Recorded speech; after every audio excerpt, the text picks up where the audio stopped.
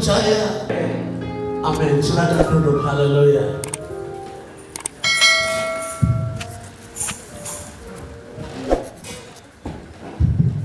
Saya minta maaf, saya susah pakai barang ini dan hormat. So mungkin sementara saya hanya di sini, saya tidak pakai masker. Tapi saya percaya bahwa pasti kita diberkati. Pagi hari ini saya juga ucapkan terima kasih kepada Bapak Pendeta, Ibu dan juga seluruh keluarga jemaat GST Nazareth. Saya juga bangga lihat gerejanya sudah berbeda ya. Waktu saya datang itu masih di bagian ini, tapi sekarang sudah luas. Berarti ada kemajuan iman. Ada amin. Berarti ada sesuatu yang terjadi di tempat ini. Haleluya. Dan saya percaya bahwa di mana ada roh Allah, di situ ada hidup. Katakan amin lah. Saya bilang begini, di mana ada roh Allah, di situ ada hidup. Ingat, roh Allah itu adalah Allah. Roh Kudus adalah Allah kita yang ada bersama-sama dengan kita. Kalau ada Roh Kudus di hidup kami, ada kehidupan. Nah, ingat baik-baik, Roh Kudus tidak tinggal di gereja. Roh Kudus tidak tinggal di gereja GST. Roh Kudus tidak tinggal di gereja Nazareth atau Adonai, tidak. Tapi Roh Kudus tinggal di mana? Hati. Dan hati itu adalah jemaat yang asli. Katakan amin. Ingat saya bilang, hati itu adalah jemaat atau gereja yang asli, bukan organisasi. Dan pagi hari ini saya juga semangat ada di sini, dan saya bersyukur bahwa luar biasa di gereja Adonai Worship Center kami selalu hampir banyak orang yang datang. Setiap orang pribadi mereka bilang bahwa datang di situ hanya untuk menangis. Ada beberapa orang yang mereka cerita bahwa Bapak Pendeta, kami sampai di sini kami rasa berbeda. Kami menangis habis keluar pulang dengan sejahtera. Dan saya bilang bahwa itu adalah roh Allah bekerja. Di mana ada Roh Kudus, di situ ada bahagia. Pasti kita rasa diberkati. Masalah kita ingat, rohani rumah sakit umum di Kupang tidak bisa suntik untuk kita dapat kesembuhan rohani, kecuali dokter asli Roh Kudus ada di hati kita. Dia bisa pulihkan kita. Kebenaran kepada Tuhan. Ingat, kita bukan jemaat yang mati, karena kita jemaat yang hidup. Amin. Yang punya masalah pagi hari ini ada di sini, ingat bahwa pasti Roh Kudus akan bebaskan Anda. Haleluya. Saya juga ucapkan terima kasih kepada semua. Maaf pertama saya punya bahasa tidak begitu sempurna, tapi saya yakin pasti jemaat mengerti. Andai siapapun yang nonton di mana, please, saya merasa bahwa memang saya cuma belajar bahasa Indonesia dan saya juga belum begitu kuasai semua. Tapi saya rasa bahwa ada roh Allah yang terbaik di hati saya. Dia bisa tolong saya untuk bicarakan bahasa Indonesia akan lebih baik lagi. Haleluya. Ada amin. Dan juga saya sangat diberkati pagi hari ini karena saya lihat banyak keadaan dan juga musik juga bagus, dan saya rasa jemaat juga menyanyi, dan itu membuat saya ada hadirat Tuhan di tempat ini. Dan pagi hari ini saya akan usahakan untuk bicara mengenai Roh Kudus, karena saya melihat bahwa gereja tanpa Roh Kudus tidak akan ada kemajuan. Gereja tanpa Roh Kudus tidak akan ada kuasa. Gereja tanpa Roh Kudus tidak ada orang yang rasa hadirat Tuhan. Dan kita perlu hadirkan Roh Kudus. Papa Mama, ada banyak orang ikut Tuhan, tapi saya merasa bahwa perlu kita harus arahkan baik-baik supaya setiap pribadi yang mau dapat keselamatan harus bangun hubungan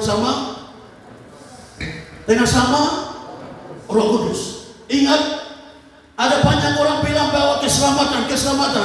Dan semua orang kejar dapat keselamatan, tapi tidak tahu bagaimana cara fungsi dan bagaimana cara untuk dapat keselamatan. Ingat, organisasi agama tidak jaminkan untuk saksi dan memberikan kita keselamatan, hanya iman kita. Nah, di sini kita harus belajar, Bapak Mama, ingat baik-baik. Sejak kami masih sehat, sejak kami masih kuat, bikin keputusan yang baik dalam hidup kita dan bangun hubungan baik sama Roh Kudus. Karena Roh Kudus tempat tinggalnya bukan organisasi, bukan gereja yang kita bangun, tetapi hati manusia. Nah, kalau hati sudah hancur, hati sudah kotor, hati yang tidak bersih, otomatis tidak ada roh Allah di situ. Nah, keselamatan bagaimana?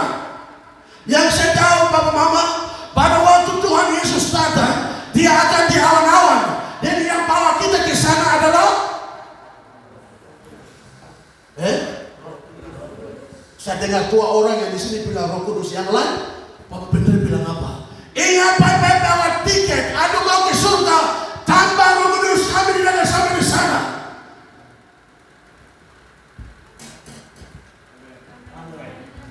Tambah Roh Kudus tidak akan dapat, tidak akan dapat. Karena yang saya tahu, surga adalah tempat yang kudus. Siapa mau masuk ke surga harus ada kekudusan. Di mana ada kekudusan ada Roh Allah. Kalau di mana pada waktu kita berada sama Roh Kudus dan Yesus datang, Roh Kudus akan bawa kita ke sana. Ada satu kata di bahasa Inggris, twinkling of an eye. Itu seperti apa namanya? Segera baca ya, seperti begini. Lihat, seperti itu. There's no time. Tidak ada waktu untuk siapkan diri. Tetapi pada waktu kita masih sehat dan kuat, siapkan dirimu. Harus hadirkan Roh Kudus di hidupmu. Maka Roh Kudus akan nolong kita. Sampai mati pun Dia datang. Tetap ada jaminan untuk dapat keselamatan. Oh haleluya. Luar biasa. Bapak Mama, saya mau katakan satu tema yang saya akan bicarakan. Dan saya tulis dengan bahasa Inggris, nanti saya terjemahkan ya. Di bahasa Inggris tema yang saya akan bicara, dia bilang, let the Holy Spirit build His church. Let the Holy Spirit build His church.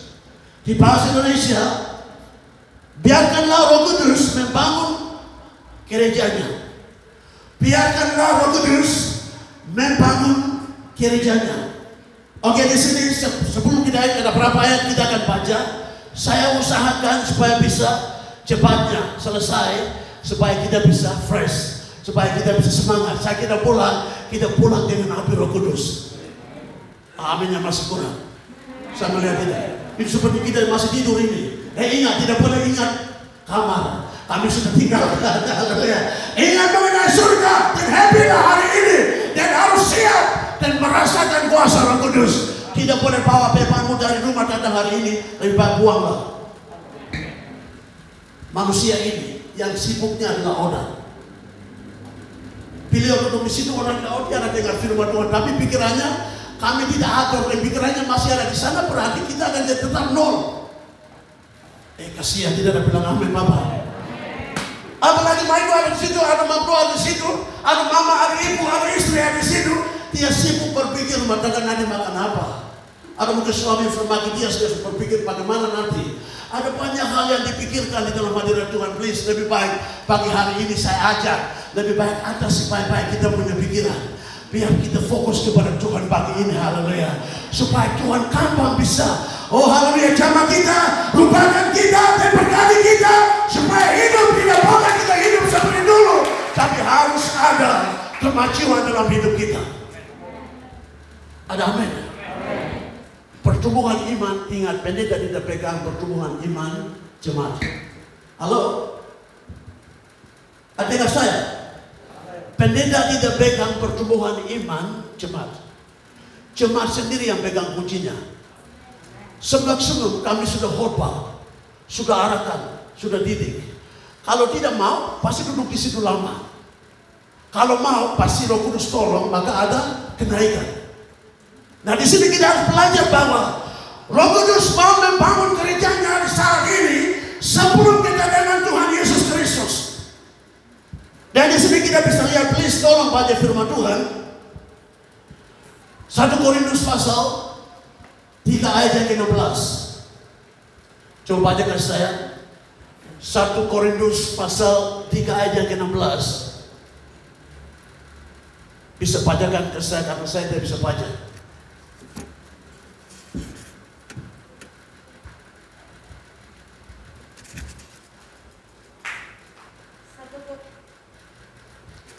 1 Korintus pasal 3 ayat yang ke-16. 1 Korintus pasal 3 ayatnya yang ke-16. Tidak tahukah kamu bahwa kamu adalah bait Allah dan bahwa Roh Allah diam di dalam kamu? Dan di sini kita bisa lihat jemaat.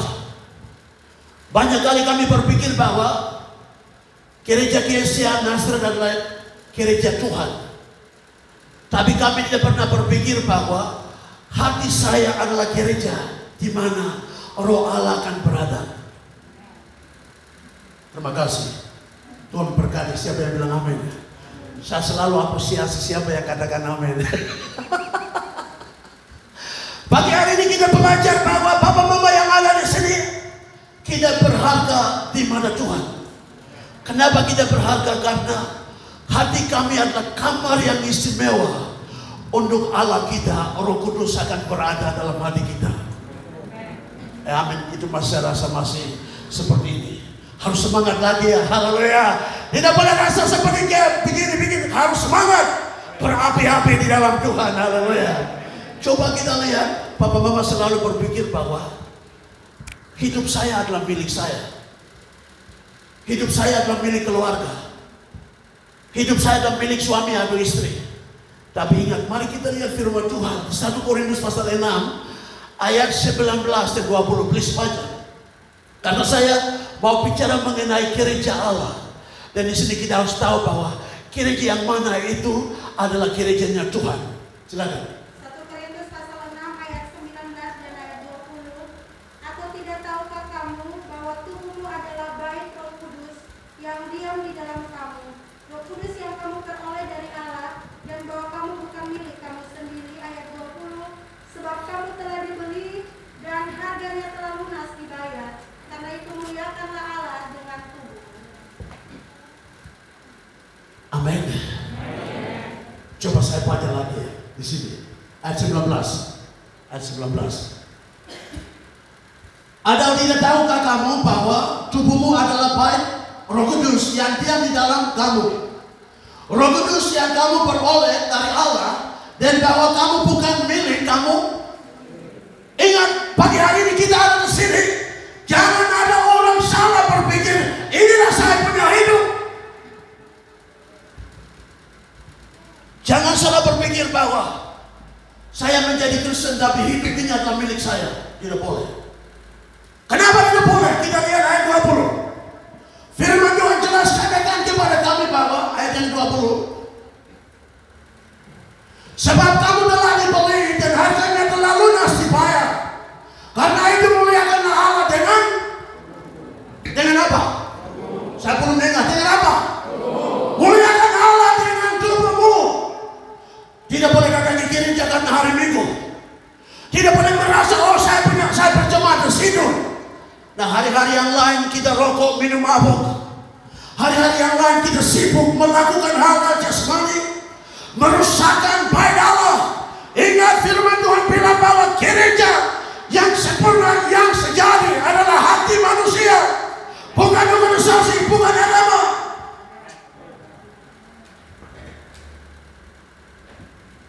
Halo, yang emosional itu Tuhan. Dan yang campur hidup dan hidup di dalam hadirat Tuhan, yang saya mau katakan bahwa tidak ada keselamatan tanpa Roh Kudus. Hei, kenapa tidak ada orang yang bilang amin? Katakan amin loh. Ingat baik-baik. Jangan ada salah orang berpikir bahwa saya memberi perpuluhan, cukup sudah cukup, saya tetap selamat. Jangan ada orang berpikir bahwa saya sudah melayani berapa tahun, saya tetap selamat. Ingat baik-baik. Salah pikir. Jangan ada orang berpikir bahwa saya sudah main musik, sudah cukup, saya akan tetap dapat keselamatan. Tidak seperti itu, Bapak Mama. Saya hormati beberapa persekutuan di arah di sini. Saya bicara mengenai Roh Kudus. Dan akhirnya ada beberapa orang yang penting. Saya jangan sebut orang penting mana. Tapi mereka panggil, mereka tanya ke saya, Bapak, ada orang khotbah yang katakan bahwa sekali selamat tetap selamat. Saya bilang keliru. Mereka tanya Pak Pendeta, ada khotbah bahwa sekali selamat tetap selamat. Saya bilang itu salah, karena kecuali Israel adalah pilihan bangsa Allah, no komentar, mereka tetap akan dapat keselamatan. Terima kasih Bapak. Tapi ingat, kita ini bukan orang-orang Yahudi, kami non-Yahudi. Kami hanya akan dapat keselamatan dengan iman kita. Tapi ingat, iman tanpa Roh Kudus tidak ada keselamatan. Nah, sekarang mau saya dengar adalah suara mulai, haleluya. Tepuk tangan kepada Tuhan lah. Kita harus happy, haleluya. Harus happy dalam Tuhan. Iman tanpa Roh Kudus tidak ada keselamatan, haleluya. Maka kita harus jaga mati. Saya selalu bilang begini, terima Tuhan Yesus itu gampang. Hari ini cuma saya khotbah, orang bisa emosional, Tuhan saya mau ikut Tuhan, bisa berdoa hari ini juga. Tetapi masalah dan yang harus bayar adalah perawatan iman. Perawatan iman itu mahal, karena itu akan menyangkut dengan keinginan, akan menyangkut dengan keputusan, akan menyangkut dengan bagaimana komitmen kita.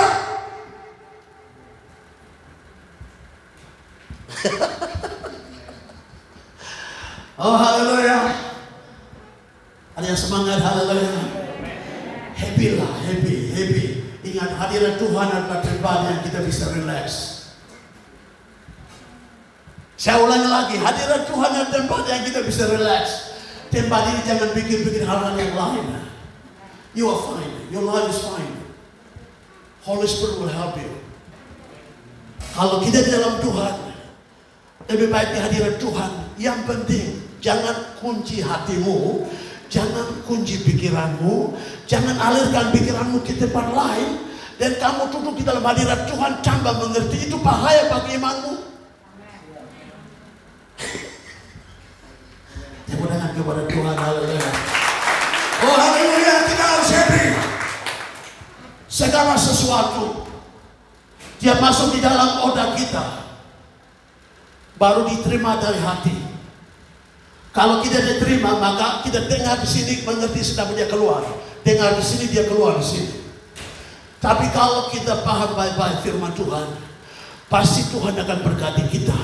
Di akhir ini Tuhan, Allah kita Roh Kudus mau membangun gerejanya. Dan gereja ini seperti kita sudah lihat, gereja itu bukan organisasi, bukan agama. Gereja adalah dirimu sendiri. Tapi saya mau tanya kita, apakah Allah kita ada dalam gerejanya atau tidak? Ingat, ada banyak orang selalu pindah. Selalu pindah di mana saja. Sebentar di sini, rasa tidak enak, dia pindah. Sebentar di sana dia lihat, tidak enak, dia pindah. Tapi ingat baik-baik, tidak boleh buat itu terus. Kalau mau menjadi dewasa, harus menetap di situ. Ingat, masalah kesulitan tidak boleh tolak. Imanmu akan ditajamkan kalau ada masalah di rumah tangga. Makasih. Imanmu akan bertumbuh kalau ada tantangan. Kenapa banyak hamba Tuhan akan jadi hebat? Karena mereka punya iman ditajam di dalam masalah. Belajar keluarkan air mata. Dan hatinya kosong, baru Roh Kudus masuk. Diberikan otoritas, kuasa, kemampuan.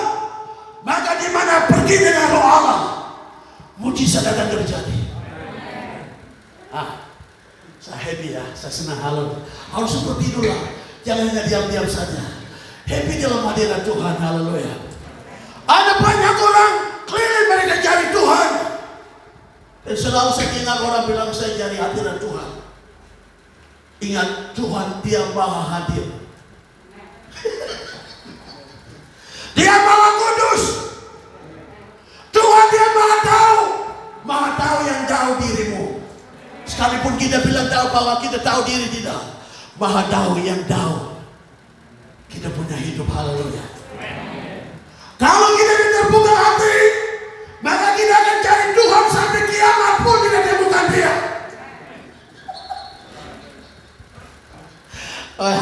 Haleluya, tepuk tanganlah supaya saya juga tahu bahwa ada yang semangat. Haleluya. Kalau kita tidak ada Roh Kudus, kita akan cari Tuhan sampai kiri kanan, sampai dimanapun tidak akan dapat Dia.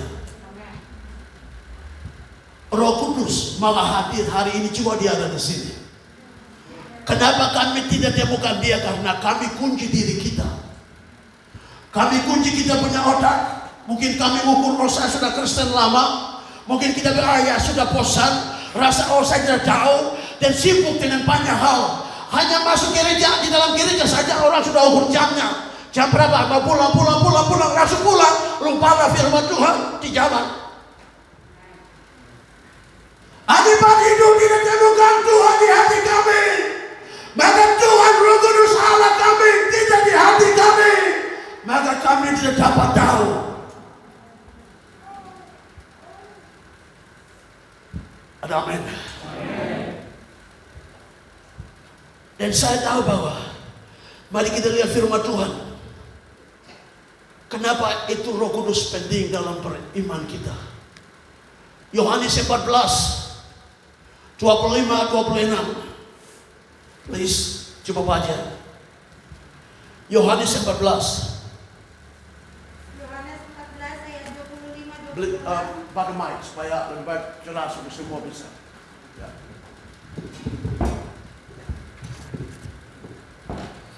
Yohanes 14 ayat 25 dan 26. Demikian bunyi kebenaran firman Tuhan. Semuanya itu kukatakan kepadamu selagi aku berada bersama-sama. Itu kata Yesus Kristus untuk murid-muridnya. Terus. Tetapi penghibur yaitu Roh Kudus yang akan diutus oleh Bapa dalam namaku, Dialah yang akan mengajarkan segala sesuatu kepadamu dan akan mengingatkan kamu akan semua yang telah kukatakan kepadamu. Di sini ingat, dalam waktu-waktu dekat sebelum Yesus terangkat, Dia memberikan jaminan kepada murid-murid atau pengikut-pengikutnya bahwa penghibur Allah kita, Roh Kudus akan datang di muka bumi ini dalam nama Yesus Kristus. Dan Roh Kudus itu akan ada bersama-sama dengan kita. Ayat yang ke-26 ya. Tetapi penghibur yaitu Roh Kudus yang akan diutus oleh Bapa dalam namaku, itu kata Yesus ya. Dialah yang akan mengajarkan segala sesuatu kepadamu dan akan mengingatkan kamu akan semua yang telah aku katakan kepadamu. Luar biasa, saya bisa belajar bahasa Indonesia ya. Jangan berpikir saya orang alor, tapi ingat saya orang asing. Tapi kurian terbaik yang ajaib adalah Roh Kudus.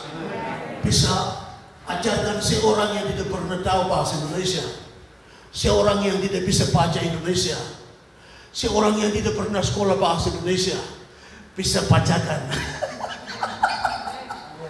Alkitab, lihat berani pada Tuhan. Itu bukti bahwa Tuhan Allah kita ada di sini.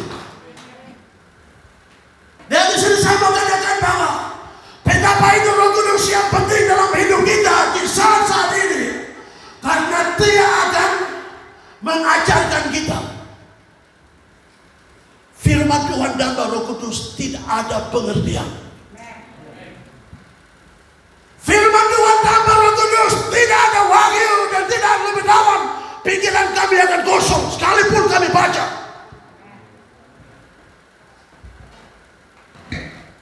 Yang mau terangkat ke surga angkat tangan. Ingat, saya jadi pendeta bukan hanya khotbah di sini. Tujuan yang saya jadi berdoa dan ikut Tuhan adalah untuk dapat keselamatan. Karena kepercayaan Tuhan maka kita jadi pendeta. Tapi tujuan bukan menjadi pendeta. Tujuan kita menjadi Kristen untuk dapat pintar, untuk dapat keselamatan. Jaga baik-baik. Kita harus berpikir dengan baik. Tanpa Roh Kudus, firman Tuhan yang kami baca, kami akan keluar di sana, kita akan lupa. Kita ke sana orang bilang, tadi Pak Pendeta khotbah apa? Ya saya lupa tadi, itu khotbah itu saya tidak ingat lagi. Karena itu bukti bahwa tidak ada Roh Kudus Allah kita di hati kita. Come on. be smile, be happy. Haleluya, harus semangat ya.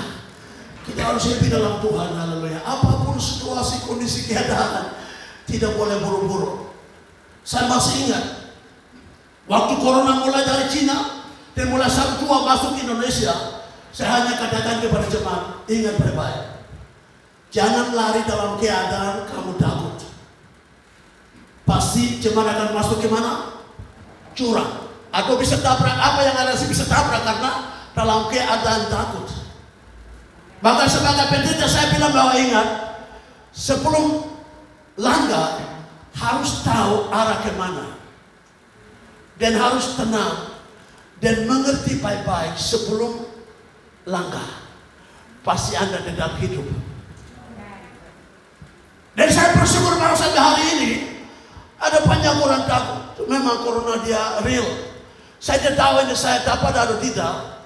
Ada banyak orang bilang bahwa mereka pernah ada ini, tapi sampai hari ini kami belum rasakan itu corona. Karena saya percaya bahwa kamarnya Roh Kudus, kalau ada Kudus dan Roh Allah di situ, sakit penyakit apapun tidak akan kena. Tapi saya percaya bahwa di mana ada Roh Allah pasti ada kehidupan. Dan saya saksikan sampai hari ini banyak ada beberapa jemaat yang mereka kenal, tapi tidak begitu sampai seperti parah. Tapi mereka kita arahkan baik-baik, oke, tenang, berdoa dan relax. Mereka lolos. Dan saya bersyukur bahwa di mana ada Roh Kudus, Dia akan ajarkan kita hikmat bagaimana kita bisa hidup di dalam Tuhan. Agar baik-baik hidup pasti kami diberkati. Luar biasa. Dia akan mengajarkan kita segala sesuatu. Dia akan mengingatkan kita salah satu hal. Kenapa kami selalu tidak ingat firman Tuhan? Karena tidak ada Roh Kudus di hati kami. Maka jelas iman dan Roh Kudus, firman itu tidak akan tertanam dalam hidup kami. Terima kasih Bu. Iman dan Roh Kudus tidak ada, kebenaran itu tidak tertanam dan tidak akan bertumbuh. Karena kami tinggal di sini, dia keluar di sini, kita tetap jadi nol, kosong. Untuk apa kami datang ke gereja Papa Mama? Untuk apa kami datang? Ingat baik-baik, kami datang untuk dengar firman Tuhan, supaya firman Tuhan itu Roh Kudus pakai untuk merupakan kita, mempengaruhi hidup kami, dan pimpin kami untuk dapat jalur yang bisa dapat keselamatan. Tidak boleh datang ke gereja karena ada ambisi. Ambisi jasmani, lebih baik kita tinggal, taruh saja di tangan Tuhan. Tuhan pasti atur dan Tuhan akan berkati. Yang penting kami bisa atur baik-baik hidup kami. Karena Dia yang mengingatkan kami untuk bertobat. Karena Dia yang mengingatkan kami untuk baca firman Tuhan. Dia yang mengingatkan kami untuk bangun pagi-pagi dan berdoa. Dia yang mengingatkan kami untuk menjadi dewasa. Dia yang mengingatkan kami untuk bagaimana berkomitmen sama keputusan kita buat dari awal pada saat kita bertobat. Tambah Roh Kudus, dasar iman akan goyah. Banyak orang ada di tantangan masalah karena itu. Roh Kudus Allah kita, Dia tidak perlu tinggal di gereja yang kita bangun bagus, tidak. Dia punya tujuan adalah harus ada di hati. Yesus mengerti, maka Dia arahkan kepada, seperti kalau kita lihat di Kisah Para Rasul pasal 1 ayat 1 sampai 4 dan juga sampai 8, Dia bilang bahwa ada sisi lain, Dia bilang menanti sampai Anda menerima Roh Kudus dan Anda akan memiliki kuasa. Coba kita baca ya, Kisah Para Rasul pasal 1 ayat 1 sampai 4, dan nanti kita lompat dan baca ayat yang ke-8. Haleluya, thank you Jesus. Ya, coba baca dulu. Kisah Para Rasul pasal 1 ayat 1 sampai 4. Kisah pasal 1 ayat 1 sampai dengan ayatnya yang keempat, Roh Kudus dijanjikan. Hai Theophilus, dalam bukuku yang segala pertama aku menulis tentang segala sesuatu yang dikerjakan dan diajarkan Yesus, sampai pada hari Dia terangkat sebelum itu telah memberi perintahnya oleh Roh Kudus kepada rasul-rasul yang dipilihnya, kepada mereka yang menunjukkan dirinya setelah penderitaannya selesai, dan dengan banyak tanda yang membuktikan bahwa Dia hidup. Sebab selama 40 hari Dia berulang-ulang menampakkan diri dan berbicara kepada mereka tentang kerajaan Allah. Ayat 4, pada suatu hari ketika Ia makan bersama-sama dengan mereka, Ia melarang mereka meninggalkan Yerusalem dan menyuruh mereka tinggal di situ menantikan janji Bapa, yang demikian katanya telah kamu dengar daripada. Sahabat, nanti baca ayat yang ke-8. Di sini hari-hari terakhir sebelum Yesus terangkat, dan Dia memberikan arahan yang baik kepada murid-muridnya. Sampai hari ini juga saya kutip bahwa kita harus menanti di Yerusalem. Kalau kita cari Dia, tidak akan dapat. Tetapi kita menanti, sabar, di mana kita berada dan bertumbuh dan belajar, mengerti dan lakukan kebenaran. Dengan Roh Kudus pasti kami akan berhasil. Ada satu hal juga disampaikan penting buat untuk kita. Coba ayat yang ke-8, langsung. Ayatnya yang ke-8, tetapi kamu akan menerima kuasa kalau Roh Kudus turun ke atas kamu, dan kamu akan menjadi saksiku di Yerusalem dan di seluruh Yudea dan Samaria dan sampai ke ujung bumi. Tepuk tangan kepada Tuhan.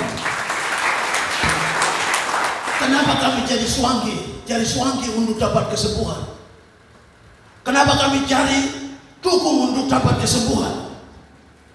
Kenapa kami cari orang-orang dibilang hebat untuk dia bisa bacakan atau kasih tahu kita punya hidup? Ada banyak Kristen yang campur hidup seperti itu. Hari Minggu dia ada di sini, tapi dia ada di sakit, dia kemana? Bukan dari Allah, Roh Kudus sudah dapat solusi. Malah pergilah kampung di sana untuk jadi dukung. Lebih baik harus bertobat hari ini. Ada banyak orang bertumbuh, tetapi kedewasaan iman tidak ada. Maka mereka selalu cari solusi secepatnya. Maka disinilah dapatlah orang yang salah. Tapi di sini firman Tuhan jelas katakan, tetapi kamu akan menerima kuasa kalau Roh Kudus turun ke atas kamu. Kita akan memiliki kuasa dan otoritas, kemampuan. Kita punya hidup yang diberkati pada saat Roh Kudus turun ke hidup kita dan ada Roh Allah di hidup kita. Kita akan menang, kita akan diberkati. Kenapa kami gagal dalam usaha? Kenapa kami gagal dalam hidup? Kenapa kami gagal dalam pendidikan? Kenapa kami gagal dalam visi misi? Karena kami tidak hadirkan Roh Allah dalam hidup kita. Selama ini kami berpikir organisasi, selama ini kami berpikir Kristen, kami ngomong banyak, tetapi pengertiannya itu bahaya buat seorang yang punya iman.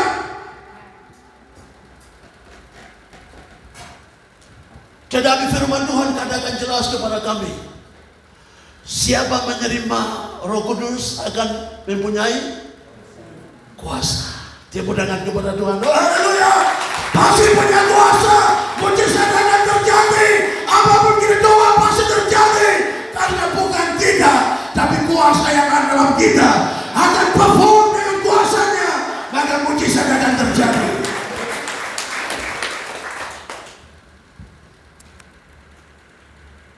Oh, haleluya.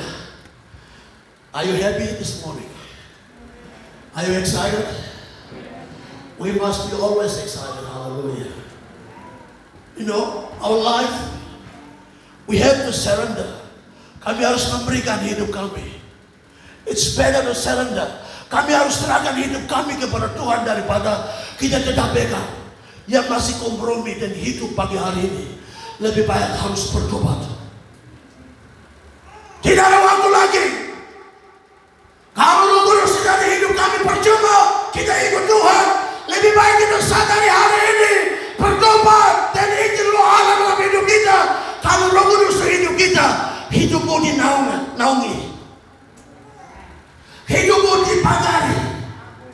Setiap pelanggamu bukan Anda sendiri, tapi malah hadir selalu ada bersama-sama. Haleluya. Dia pasti ada bersama-sama dengan kita. Bapak Mama, pada waktu malam-malam kita setengah mati. Halo? Ada yang tahu setengah mati? Malam-malam itu kita belajar mungkin jam 10 sampai mungkin jam 4, jam 5. Apa terjadi tubuh kita? Kita setengah mati. Setengah mati berarti kita tidur. Tubuhnya tidak bergerak, tapi nyawanya masih hidup. Kadang tidak. Malam-malam pada waktu kita setengah mati, disitulah hidupmu. Sang dokter turun dari atas dan beroperasi pada saat Anda tidak sadar. Kasihan nih. Sebenarnya tidak ada yang dukung saya pendeta, kami tahu. Pada waktu malam-malam kita setengah mati, tidak sadar sudah. Tubuhnya sudah mati, tapi rohnya masih hidup. Pada waktu itu Tuhan mulai beroperasi dalam hidup kami.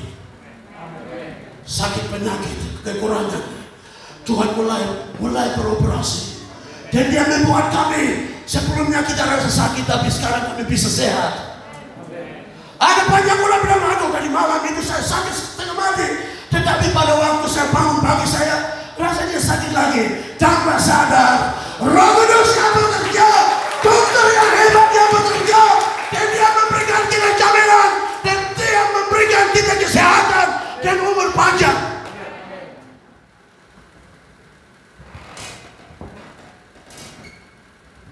Amin. Pada waktu kita tidur, kita tahu ada banyak orang punya beban. Dan banyak beban itu tidak ditahu oleh manusia. Ada banyak luka di dalam hati. Dan tidak dirasa, tidak ditahu oleh siapapun. Tetapi pada waktu mereka hadirkan Roh Kudus dalam hati mereka, Roh Kudus akan mulai tutupi masalah itu, beban itu, luka itu. Roh Kudus akan mulai membawa damai. Roh Kudus akan membawa pengertian. Saat kami berdoa, kami bukan berdoa dengan air mata. Mungkin kadang-kadang singkat, tetapi air mata akan keluar. Bukti bahwa ada pemulihan. Bukti bahwa Tuhan mengasihi. Bapak Mama jangan merasa tidak kudus dari awal sampai hari, tidak. Manusia ini tidak kudus. Kami hidup dalam pertobatan. Dan tidak pun tidak kudus. Tetapi pada waktu kita memberikan diri kami dan bertobat, Tuhan, ampunilah saya. Pada saat itu pengampunan datang. Dosa ini kenapa saya bilang manusia tidak hidup kudus, karena kami tidak sadar. Anda pikir saja kita bisa dosa. Pikir atau kita ingin saja bisa dosa. Apalagi lakukan kita bisa dosa. Maka tidak ada manusia yang kudus di mana Tuhan, kecuali kita harus sadar dan bertobat setiap saat. Bertobat dan memberi hidup kami, Tuhan, ampunilah dosa saya, maka pengampunan akan datang. Tetapi kalau kita kunci hati kami, hari ini juga saya mengatakan bahwa kalau saya buat Bapak begini, kalau Bapak tidur di situ, Bapak tidak akan mengerti. Bapak sibuk dengan pikiran, Bapak sibuk dengan banyak hal. Boleh saya hormat, mungkin firman Tuhan baik untuk Anda, tapi karena Anda sendiri sibuk, tidak akan dapat kemajuan.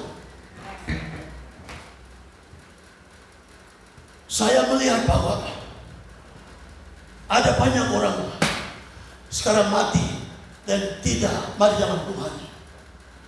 Saya memberikan satu kesaksian. Berapa tahun yang lalu saya belum nikah, saya temukan seseorang, dan dia seorang Cina, dan dia seorang seperti dia nakal juga. Tapi waktu itu kami ketemu, saya tidak tahu bahasa Indonesia dengan baik waktu itu. Tidak tahu apa yang dibicarakan, saya tidak tahu. Tapi kita bangun hubungan baik. Dan satu sisi dia bilang ke saya bahwa Bapak saya sakit, bisa berdoa. Dan saya pergi berdoa di tempatnya. Dan di situ ternyata ular keluar di tempat itu. Nah dia mengaku bahwa dia pakai hanya karena dia mau jadi kaya. Dan di situ karena saya bilang tidak boleh Bapak, kalau Bapak pakai begitu ini. Tapi saya melihat bahwa akan bertandangan, dia punya hak karena dia mau jadi kaya. Dan satu waktu kita bangun relasi baik. Dan saya waktu nikah habis, saya dengan istri, kami pergi ke tempatnya. Dan istrinya mereka masak, kita makan. Dan bangun hubungan baik. Ada waktu saya berdoa kasih dia. Ternyata dia jadi seorang kaya di Kupang. Dia punya rumah 2 lantai, ada 6 lantai di belakang. Bukan 4 lantai di belakang. Ada 5 mobil yang mewah. Dan dia punya alat-alat perang itu besar. Dan satu waktu dia panggil saya siang-siang. Dia bilang, Pak Pendeta, bisa ketemu saya toh? Terus saya pergi ke tempatnya. Ternyata istri anak tidak ada. Hanya dia sendiri. Dan dia bilang, Pak, saya masuk. Dia bilang, Bapak Pendeta masuk. Dan kami duduk dan dia bilang, Pak, ada sesuatu yang saya mau sharing. Saya hampir buat, tapi saya pikir 2 kali, maka saya mau coba tanya Pak Pendeta. Lalu dia silakan. Terus dia bilang ke saya begini, Papa, saya sudah punya istri. Ada istri laki, tapi dia punya rumah juga dibangun 2 lantai. Dan ternyata sudah ada anak. Dia bilang, tapi sekarang saya tidak mau sama istri yang pertama. Tapi saya sudah siapkan 2 orang akan bunuh istri ini, istri pertama. Saya pasang telinga Bapak, dia bilang, saya bilang, saya tidak dengar apa dia bilang, saya mau bunuh. Tapi pakai 2 orang timur. Dan mereka akan bunuh dia, tapi saya mau buat, tapi saya rasa bagaimana. Dan saya rasa harus telepon Pak Pendeta. Saya langsung lihat dia punya mata. Di posisi ini saya tidak hargai dia lagi. Saya bilang bahwa saya hamba Tuhan. Saya tidak akan kompromi sekalipun dia taruh miliar apapun. Saya tidak akan kompromi. Maka saya katakan kepada dia, Pak, mulai hari ini saya mau katakan bahwa Anda jadi kaya. Saya saksikan bahwa ada istri yang terbaik di belakang, maka Anda bisa jadi kaya. Mulai hari ini tidak boleh, saya jelas, tidak boleh. Itu rencana itu segan, tidak boleh. Saya berdoa keras di situ dan saya bilang, roh itu saya usir dalam nama Yesus. Tidak boleh buat. Kalau you tidak mau sama dia, lebih baik biarkan saja. Ternyata dia dilakukan. Dan saya tahu bahwa istrinya selalu, Bapak ini kalau dia datang, kalau dia di depan datang, pintu terbuka, dia sudah di belakang. Karena peraturannya adalah istri harus ada di belakang. Setiap kali beliau datang, dia harus bawa ke belakang. Nah sekarang dia melihat bahwa setiap kali dia datang begitu dia pergi. Ada waktu saya ke sana, dia cerita bahwa Papa susah untuk saya bicara sama siapa-siapa. Dan akhirnya satu waktu itu jadikan panjang karena saya tegur dia keras. Mulai dari itu hubungan tidak baik. Jadi saya cuma diam, saya tidak bicarakan hal itu. Nah ini hal yang paling sensitif dan saya tidak bicara. Baru-baru sebelum beliau dia mati, dan Tuhan tahu di hati bahwa you pergi dan berdoa kasih dia. Maka saya telepon dia.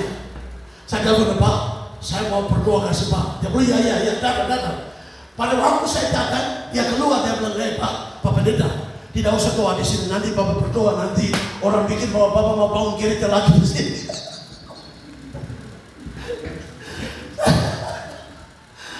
Karena saya tegur dia dulu, dia masih ingat itu. Dan sekarang dia dalam keadaan mau mati ini, dia sedang berdoa. Dia tetap tolong. Dia bilang, tidak usah Pak, saya sudah sehat, saya sudah aman. Oh ya baik. Dalam hati saya kasihan. Saya bilang, dia tidak hargai Tuhan ini. Tuhan masih mengasihi dia ini. Tanpa dia undang, saya datang untuk berdoa kasih dia. Tetapi disitulah dia seperti cuek, dia rasa dia seolah-olah sudah pulang, sudah begitu. Maka saya mau bangun jalan ini, tapi saya mau jalan. Maka saya bilang, Pak, saya berdoa singgah ya. Maka saya berdoa kasih dia. Pada waktu saya keluar di pintu itu, Roh Kudus bilang, dia akan mati. Baru-baru dia mati. Baru-baru dia mati. Dan ada orang bilang, Pak Pendeta, ini beliau sudah mati. Oh iya, itu waktunya pasti dia mati. Papa Mama, kita mau jadi kaya bagaimanapun, punya banyak uang. Kita datang itu ingat, tidak ada pakaian di tubuh kita pada saat kita datang di dunia ini. Benar atau tidak? Pernah datang dengan pakaian di dunia ini kan?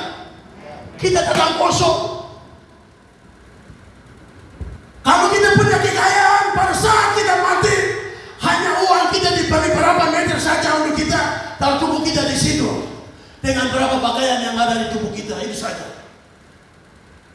Tapi ingat bahwa iman yang sekarang kami punya ini harus hadirkan sang sumber adalah Roh Kudus dalam hidup kita. Kalau ada Roh Allah di hidup kita, saya merasa hidup kami pasti dinikmati. Kita diberkati dengan kesehatan, umur panjang. Kita juga diberkati keuangan, bisnis, semuanya bisa hidup balance, dan kita hidup dalam Tuhan sampai dia datang kalau kita mati. Itulah hidup yang kita menikmati. Kalau iman tanpa Roh Kudus, kita tidak akan dapat. Maka hari ini saya mau katakan kepada kita, ada anugerah untuk kita. Masih ada anugerah. Kita hidup pagi hari ini di sini. Itulah anugerah. Jangan menggunakan waktu-waktumu untuk sia-sia. Hal-hal yang tidak membawa damai. Hal-hal yang tidak membawa kemenangan. Hal-hal yang tidak memberikan sukacita. Hal-hal yang tidak memberikan kemenangan. Lebih baik kita ambil keputusan hari ini bahwa saya harus menjadi seorang takut akan Tuhan. Ingat, setiap orang yang selalu memilih di gereja saya selalu bilang bahwa tidak boleh duduk di belakang. Pertama kalau kita datang gereja itu harus di depan. Bapak Mama tahu bahwa di depan itu ada hadirat Tuhan. Di depan ini adalah hadirat Tuhan. Kenapa kita selalu memilih di belakang? Di samping ini ingat, itu seperti jurang ya. Kita dengar setan, kita dengar firman Tuhan, dengar setan, dengar firman Tuhan, tidak bertumbuh. Kita punya hidup pasti kita gagal. Ingat baik-baik, tidak boleh memilih untuk duduk di tempat yang tidak akan dapat diberkati. Ada amin. Selalu memilih untuk ada di hadirat Tuhan, di mana Tuhan akan naungi kita, pagari hidup kita, memberkati kita. Kita bertumbuh dewasa, disitulah gereja pasti diberkati. Kalau kita memilih untuk duduk di samping atau jauh, kita tidak memberi waktu kepada Tuhan. Kadang-kadang kita malas-malas saja. Kadang-kadang mau datang gereja saja, orang mau selesai baru masuk gereja. Kita dapat apa pada saat kita terlambat? Itu berarti kedewasaan iman tidak ada. Berarti kami tidak sayangi Tuhan.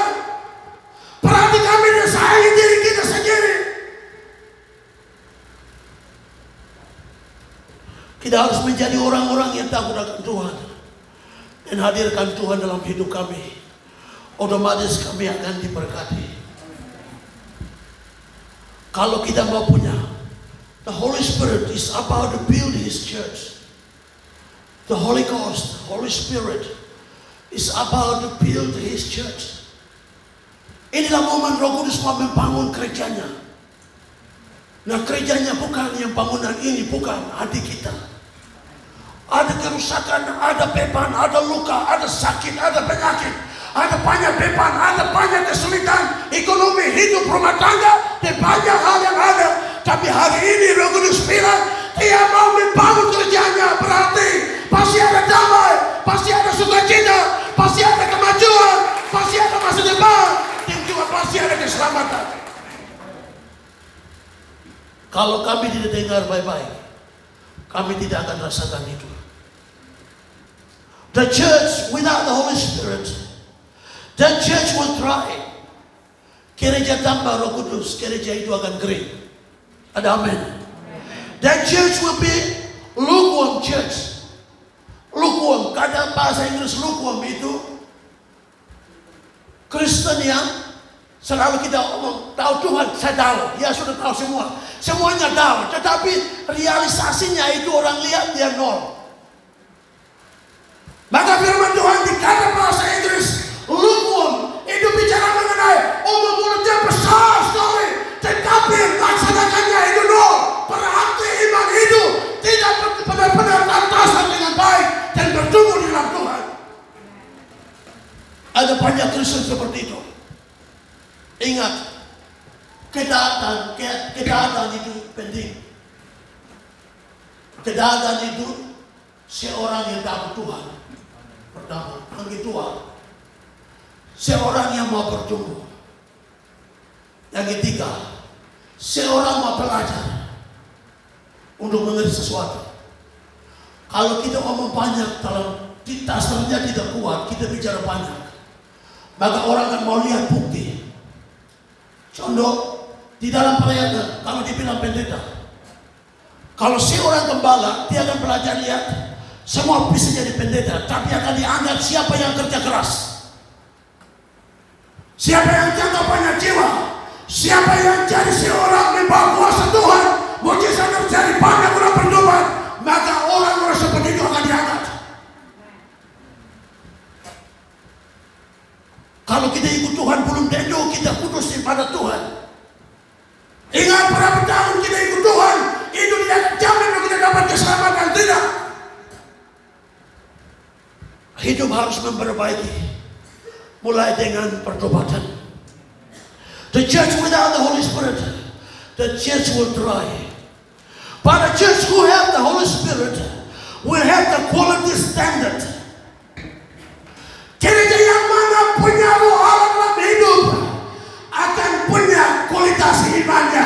Haleluya. Dia berarti pada Tuhan. Haleluya. Kalau jemaat yang punya Roh Kudus, pasti imannya otomatis akan kualitas. Nah, kualitas dengan apa? Pertama ada dua hal saja saya akan bicara. Sudah capek kok? Sudah capek? Oh, berarti tidak bicara, berarti saya harus selesai ini. Tidak boleh bicara banyak. Harus semangat. Kalau kita mau punya kualitas di dalam iman kita, pertama adalah be mature in the things of God. Pertama, untuk kita bisa punya hidup kualitas di dalam Tuhan, dipimpin oleh Roh Kudus dan kita lakukan kehendak Tuhan, adalah pertama adalah kedewasaan. Katakan amin lah. Amen. Jangan suruh baru bilang amin. Kalau orang yang semangat itu dia tidak perlu disuruh. Haleluya. Dia pasti semangat terus. Haleluya. Karena Roh Kudus bekerja. Haleluya. Di dalam kualitas hidup ada kualitas iman. Di dalam pekerjaan Roh Kudus, pertama adalah harus seorang menjadi dewasa di dalam pertumbuhan iman. Di dalam kedewasaan, we must build close relationship with the Holy Spirit. Betapa itu bodoh. Seorang Kristen harus bangun iman yang kualitas. Roh Kudus mau membangun hubungan sama orang-orang yang takut akan Tuhan.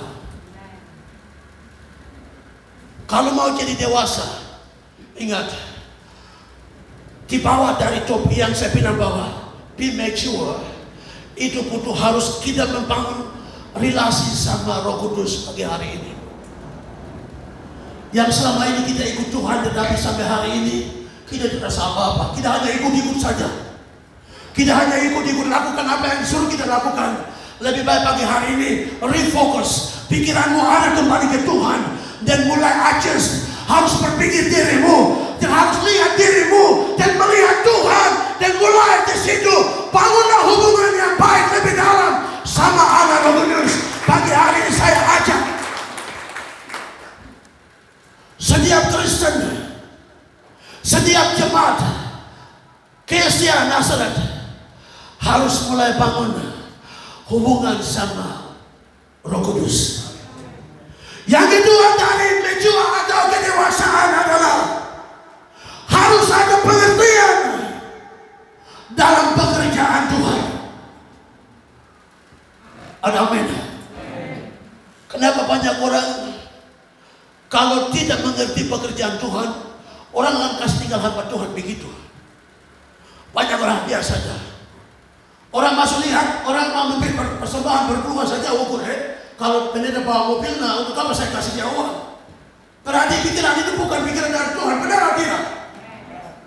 Kecuali seorang yang dewasa, dia mengerti, dia tidak akan ukur manusia ke manusia, tapi dia akan selalu utamakan Tuhan, ukur apa yang Tuhan mau untuk lakukan. Pengertian adalah sesuatu yang sangat penting di dalam kedewasaan. Haleluya, ada semangat. Saya buat sesuatu. Di gereja Adonai Worship Center sejak kami ada di situ ada prinsip. Prinsipnya adalah apapun masalah dalam jemaat, make sure tidak boleh jemaat mulutnya jemaat, tidak boleh. Kalau saya tahu, kalau ada pelayanan dan skosing langsung tidak boleh. Apapun masalah di dalam gereja itu, haknya papa dan mama atau kepala akan ngurus apapun masalah yang buruk sama yang ringan. Tidak boleh jemaat urus ke jemaat. Berarti itu tidak ada kedewasaan di situ, maka jemaat bisa hancur. Dan suatu waktu saya buat karena saya sudah bikin prinsip, menjadikan prinsip. Di telinga saya tidak akan dengar jemaat ini keluarga ini bicara keluarga tidak boleh.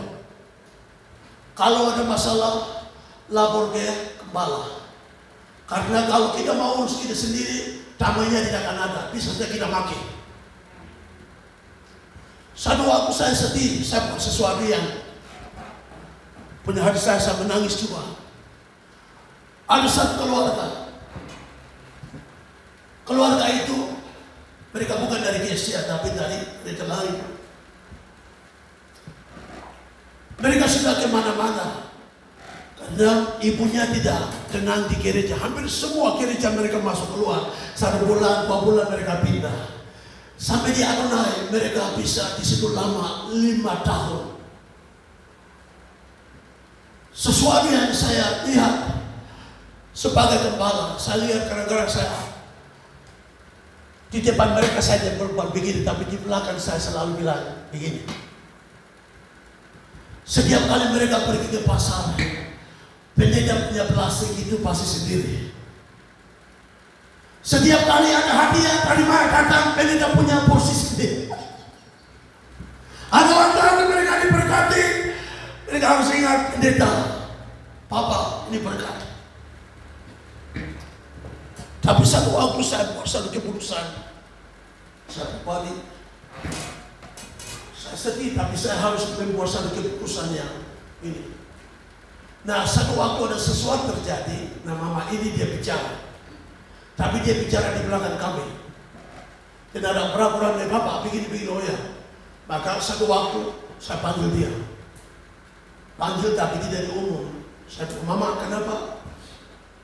Ada peraturan bahwa tidak boleh bicara di belakang. Kalau memang ada jemaat yang lain punya masalah, lebih baik harus sampaikan kepada gembala supaya kita bicara baik, supaya jemaat tetap stabil.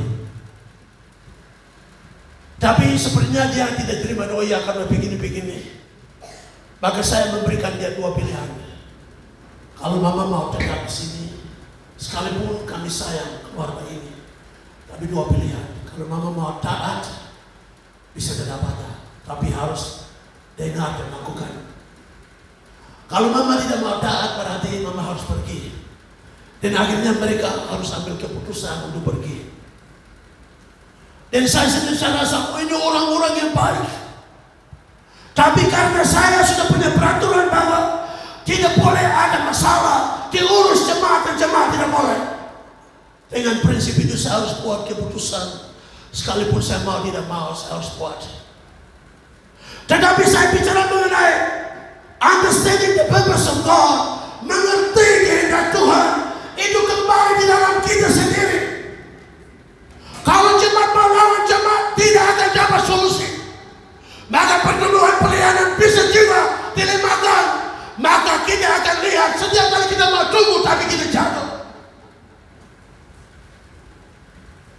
Ada amin. Yang kedua adalah kita harus always think everything that we do must please God. Segala sesuatu seorang Kristen yang mature atau dewasa adalah segala yang kami buat di dalam Tuhan harus memuliakan nama Tuhan. Tidak boleh kita buat untuk orang puji nama kita. Aminnya masih kurang. Dalam kedewasaan bagaimana Roh Kudus pimpin kita, kita harus buat segala sesuatu bukan untuk manusia, tapi buat untuk memuliakan nama Tuhan. Dengan prinsip seperti itu, kita akan bertumbuh luar biasa, berbuat dalam iman kita, dan kita akan menjadi kesaksian bagi banyak orang. Kalau kita mau pukul dada, Tuhan tidak akan ada. Otomatis kita akan mengisi Roh Kudus dalam hidup kami di tempat pelayanan kita. Maka Dia tidak ada, otomatis kami akan gagal. Yang keempat adalah godly character.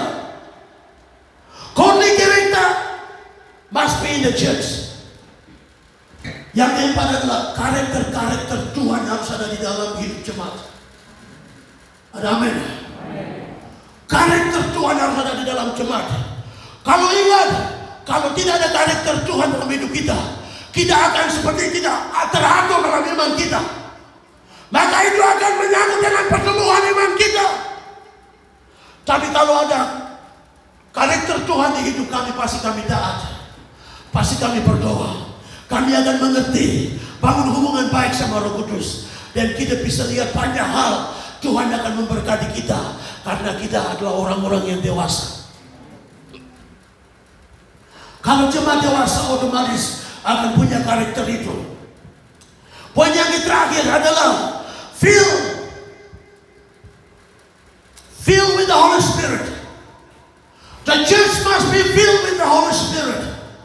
Gereja Tuhan di saat ini harus penuhi dengan Roh Kudus.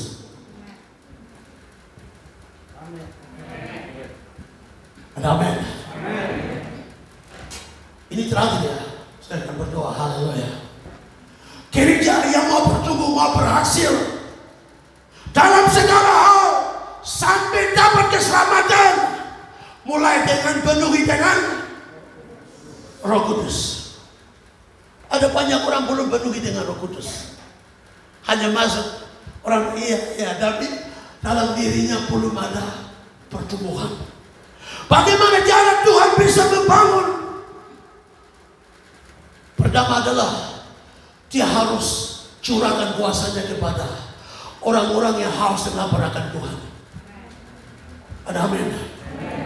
Dan di sini saya mengatakan bahwa pertama adalah that desire to fill with the Holy Spirit. Pertama adalah jemaat harus punya satu kerinduan untuk mengalami pencurahan Roh Kudus. Kalau kita tidak punya hati, kalau kita tidak rindu, kami tidak akan dapat.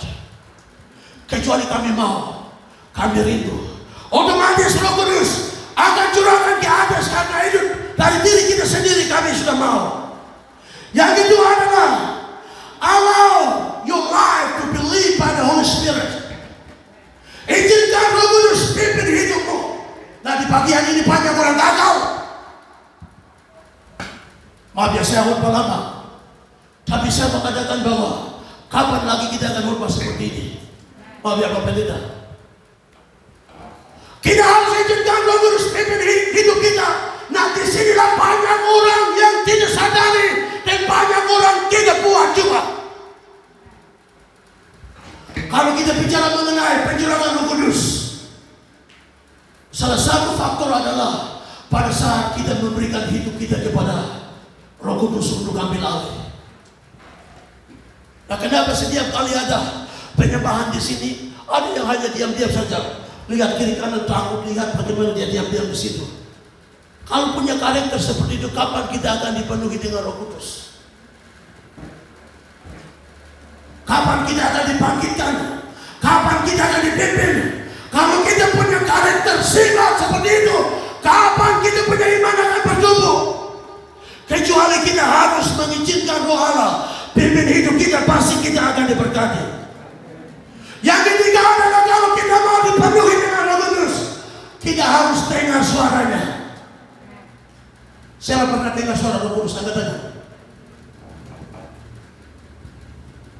Kristen perlu dengar suara Roh Kudus. Kadang-kadang kita berdoa cepat-cepat, berdoa cepat-cepat dengan apa yang kita pikirkan, amin, sudah pergi. Tapi ingat bahwa orang-orang yang jadi hebat dalam pelayanan itu, salah satu bagian adalah dia biasa dengar suara Roh Kudus. Maka berdoa dia harus diam, memberi waktu. Jangan ada Tuhan bicara. Maka disitulah dia bisa dengar suara Tuhan. Maka pertumbuhan bisa terjadi. Maka apapun kondisi keadaan, masalah, beban apapun, kalau Roh Kudus bicara kepada kita, pasti kita stabil dan dewasa. Kita pasti maju terus, haleluya. Apapun terjadi tidak akan goncang dengan dasar iman kita, tetapi kita adalah orang-orang yang dengar suara Tuhan. Banyak Kristen tidak dengar suara Tuhan sampai hari ini. Saya dengar satu kali saya dengar suara Tuhan. Pada waktu pertama kali saya ikut Tuhan dan saya puasa 1 minggu. Saya puasa 1 minggu di sebuah bukit. Dan saya tidak makan benar-benar. Saya hanya minum air saja. Dan saya berdoa. Saya berdoa diam-diam dari hati. Tiba-tiba saya dengar ada suara bilang, Julius, tinggal saya buka mata, saya lihat tidak ada orang. Tapi saya dengar di hati saya, ada suara itu bilang bahwa Julius, saya memilih kamu untuk menjadi penginjil. Dan saya tahu, saya dengar suara ini jelas. Saya bilang, oh Tuhan, bukan saya. Itu saya lihat dari kondisi. Saya punya keluarga, kasihan mereka miskin. Saya punya saudara-saudara tidak jadi kaya, tidak pekerjaan, pegawai negeri tidak ada. Maka saya tolak, Tuhan, saya tidak mau. Tapi di situ saya dengar suara yang kedua, dia bilang, saya memilih kamu untuk pergi di mana saja. Tapi ternyata Tuhan benar-benar bisa fungsikan. Saya keluar dari tempat itu. Saya tinggalkan tempat, saya keluar. Tiba-tiba itu suara itu bilang bahwa Julius tidak akan pergi. Saya nanti kirim seorang hamba Tuhan dari luar negeri. Dia akan membuatkan. Dan itu semua saya ceritakan kepada semua teman-teman saya. Bahwa betapa saya dengar suara. Ada yang bilang, oh itu bukan suara Tuhan. Ada yang bilang itu suara Tuhan. Tapi setelah 2 bulan kemudian ada KKR besar. Dan salah satu hamba Tuhan dari Australia, dia datang ke Papua New Guinea pada waktu itu. Dan ribuan orang ada di situ. Tapi hari pertama, hari Minggu, dia khotbah dan semua orang, dia undang maju ke depan. Dan saya juga ada di tengah-tengah mereka. Tapi herannya adalah, antara banyak orang, hanya saya saja dipilih di tengah-tengah. Dan pengkhotbah dia bilang, ambil ini pemuda, bawa dia di sini. Maka satu pendeta datang, dia kasih karena pagi-pagi sebelum kita ibadah, saya berdoa itu, Tuhan bilang, nah, ini orang ini nanti akan membuatkan Julius. Dan benar-benar pada waktu itu, antara banyak orang seperti Tuhan tunduk dia, akhirnya diambil saya saja di tengah-tengah. Dan dia membuatkan bahwa Julius akan pergi ke mana-mana. Dan banyak jiwa akan dimenangkan. Maka saya ada di Indonesia sampai hari ini. Dan bisa khotbah di bahasa saudara. Haleluya. Dan mulai dari itu saya belajar betapa indahnya kalau kita dengar suara Roh Kudus. Itu sesuatu istimewa. Kenapa banyak orang celaka? Kenapa banyak orang susah? Karena mereka buru-buru dan tidak konsultasi sama Roh Kudus. Berdoa hanya berdoa biasa saja, tapi tidak berdoa di hati. Nah, kita keluar, kita bisa hadapi celaka. Ada yang mati. Ada banyak hal terjadi karena kita tidak dengar suara Tuhan di hati kami. Haleluya. Paling terakhir adalah Papa Mama. Betapa pentingnya kalau kita penuhi dengan Roh Kudus adalah keselamatan. Ingat baik-baik, untuk ke surga itu kita sendiri akan ke sana.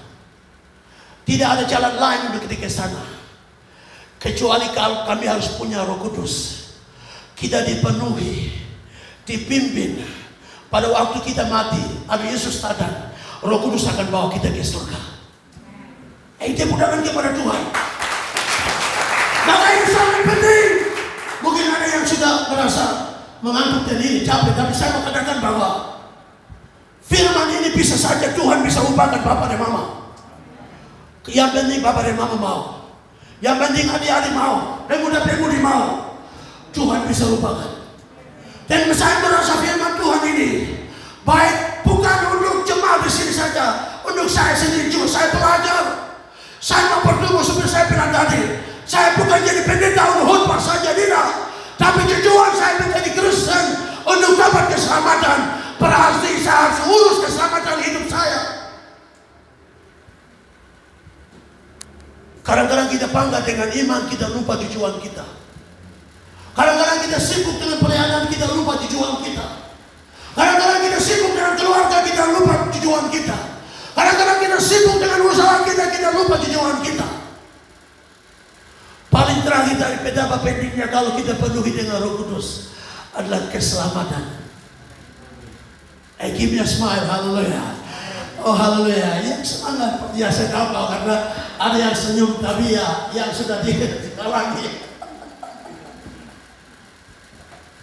Yang mau terangkat ke surga angkat tangan. Saya periksa, siapa tidak angkat tangan? Saya mau lihat semua. Oh berarti semua yang angkat tangan. Haleluya. Terima kepada Tuhan. Terima kepada Tuhan. Ingat baik-baik, nasihat yang paling terakhir adalah harus jaga mati Roh Kudus di hidupmu. Jaga Roh Kudus itu yang mahal. Ingat, dia di hati kami. Untuk jaga dia itu mahal sekali. Kenapa mahalnya? Menyangkut dengan keinginan pribadi, keinginan daging dan pikiran-pikiran. Kalau Tuhan tidak mau, kita mau, maka kita buat-buat, kita wisuh dia dalam hidup kita, kita kering. Perawatan pertumbuhan iman itu sangat-sangat kita harus perhatikan. Dan pagi hari ini saya akhiri firman Tuhan. The Holy Spirit is building His church. Roh Kudus, biarkan Roh Allah membangun kerjanya di hari-hari ini. Dan saya katakan kepada kita semua bahwa izinkan dia, tidak boleh tahan lagi, tidak boleh berpikir lagi. Masalahmu gampang, lukamu gampang, sakitmu gampang, haleluya. Doa-doamu gampang, haleluya. Segala rencanamu gampang. Kalau siapa hadirkan Roh Kudus di hidup, haleluya, pasti dia diberkati. Dan hidup pasti kita dewasa. Dan kami akan bertumbuh dan berhasil di dalam iman kita. Yang penting tetap ada sedia di mana Anda berada. Ada amin. Papa Mama, hidup ini kita kudu harus kita dewasa. Kalau kita tidak dewasa, kita akan tetap jadi childish seperti anak-anak. Tetap orang-orang yang dianggap adalah orang-orang yang taat. Orang-orang yang dipercaya dan angkat dan berkati adalah orang-orang yang setia di situ. Ada amin. Kalau kita tidak setia, kami tidak akan dapat. Biarkanlah Roh Kudus membangun pekerjaannya.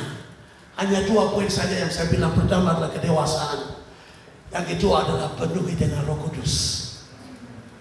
Gereja pasti akan semangat. Haleluya. Kita kepada Tuhan. Haleluya. Kalau kita berdiri.